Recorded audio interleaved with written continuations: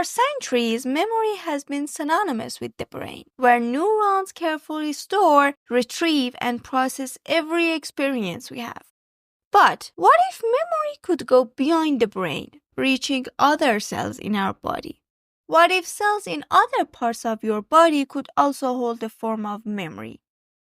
Recent research suggests that cells in our kidneys, nerves, and perhaps even other organs could have the capacity to remember in a way we never thought possible. This discovery could change everything we know about how our bodies store information, adapt, and even respond to treatments.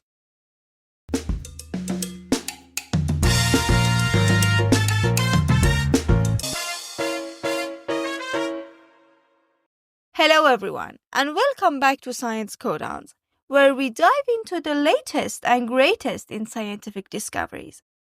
In today's episode, we're exploring a surprising discovery that's challenging what we know about memory storage.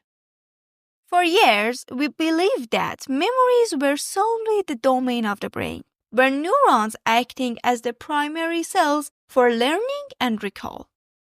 But recent research from New York University suggests that memory might not be limited to the brain at all. In fact, cells in various organs, like the kidneys and peripheral nerves, could also have the ability to remember in a certain sense. So, what does this mean? Let's dive into the study and break it down.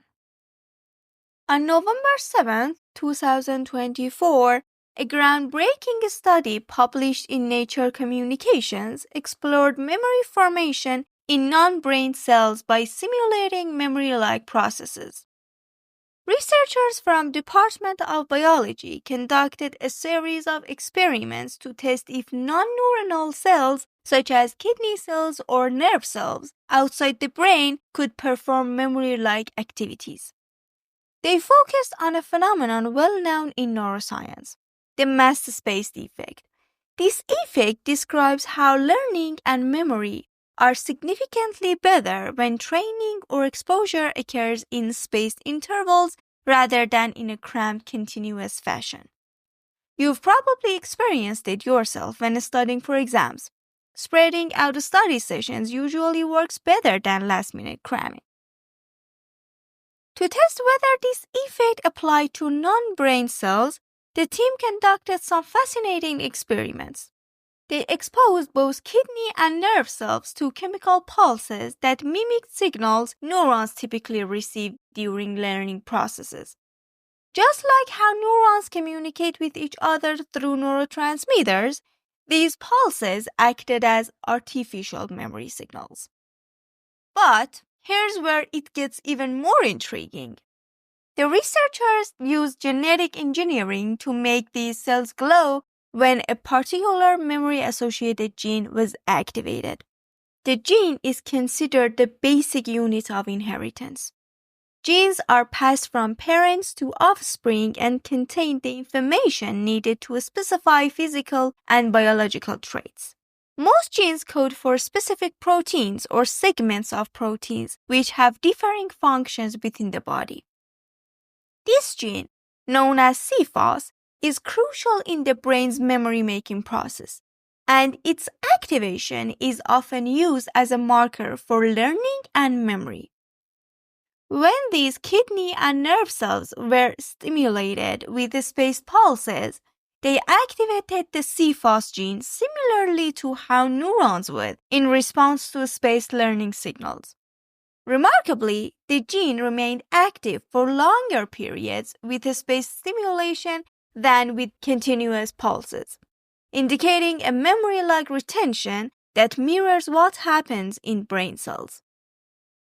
It shows that the ability to learn from spaced repetition isn't unique to brain cells, but in fact might be a fundamental property of all cells.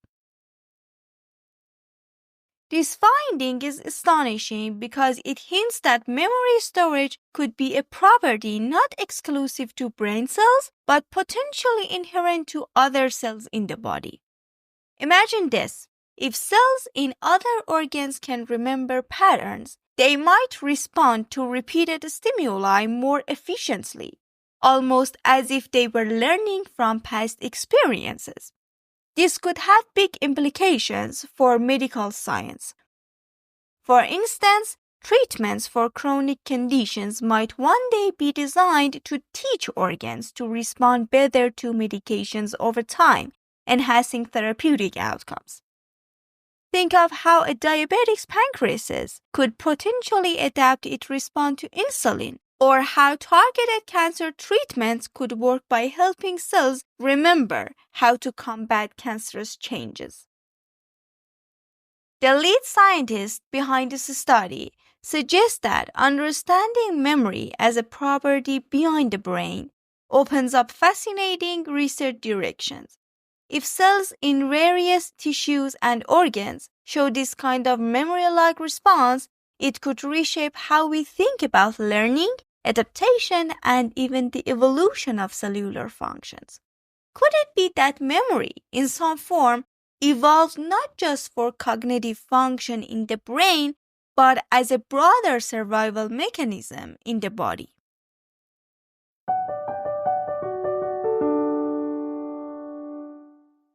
That's all for today's episode. Thank you for joining us on this journey to the depths of our memory. If you found this discovery as fascinating as we did, make sure to give us a thumbs up and subscribe to our channel for more amazing science content. Also, don't forget to check our website, which is sciencecodons.com. Until next time, stay curious and keep exploring.